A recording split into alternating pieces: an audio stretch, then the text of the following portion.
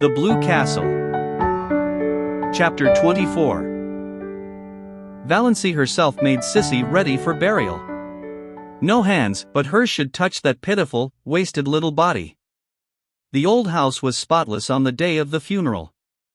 Barney Snaith was not there. He had done all he could to help Valancy before it. He had shrouded the pale Cecilia in white roses from the garden and then had gone back to his island. But everybody else was there. All Deerwood and up back came. They forgave Sissy splendidly at last. Mr. Bradley gave a very beautiful funeral address. Valancy had wanted her old Free Methodist man, but Roaring Abel was obdurate. He was a Presbyterian and no one but a Presbyterian minister should bury his daughter. Mr. Bradley was very tactful. He avoided all dubious points and it was plain to be seen he hoped for the best. 6 reputable citizens of Deerwood bore Cecilia Gay to her grave in decorous Deerwood Cemetery. Among them was Uncle Wellington. The Stirlings all came to the funeral, men and women. They had had a family conclave over it. Surely now that Sissy Gay was dead, Valancy would come home. She simply could not stay there with Roaring Abel. That being the case, the wisest course, decreed Uncle James, was to attend the funeral, legitimize the whole thing, so to speak, show Deerwood that Valancy had really done a most creditable deed in going to nurse poor Cecilia Gay and that her family backed her up in it. Death, the miracle worker, suddenly made the thing quite respectable. If Valancy would return to home in decency while public opinion was under its influence, all might yet be well. Society was suddenly forgetting all Cecilia's wicked doings and remembering what a pretty, modest little thing she had been, and motherless, motherless. It was the psychological moment, said Uncle James. So the Stirlings went to the funeral. Even Cousin Gladys Neuritis allowed her to come. Cousin Stickles was there, her bonnet dripping all over her face, crying as woefully as if Sissy had been her nearest and dearest. Funerals always brought Cousin Stickles' own sad bereavement back. And Uncle Wellington was a pallbearer. Valancy, pale, subdued-looking, her slanted eyes smudged with purple, in her snuff-brown dress, moving quietly about, finding seats for people, consulting in undertones with minister and undertaker, marshalling the mourners into the parlor, was so decorous and proper and Stirlingish that her family took heart of grace.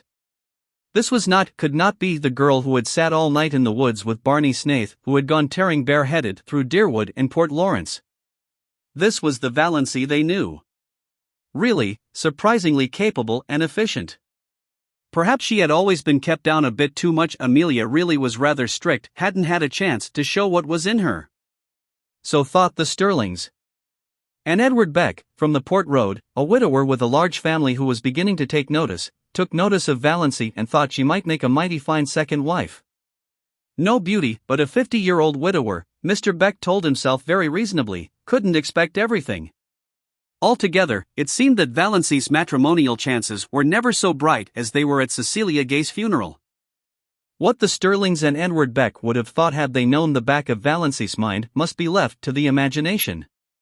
Valancy was hating the funeral, hating the people who came to stare with curiosity at Cecilia's marble white face, hating the smugness, hating the dragging, melancholy singing, hating Mr. Bradley's cautious platitudes. If she could have had her absurd way, there would have been no funeral at all.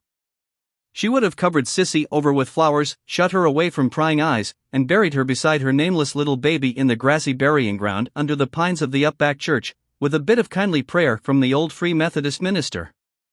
She remembered Sissy saying once, "I wish I could be buried deep in the heart of the woods where nobody would ever come to say, 'Sissy Gay is buried here,' and tell over my miserable story."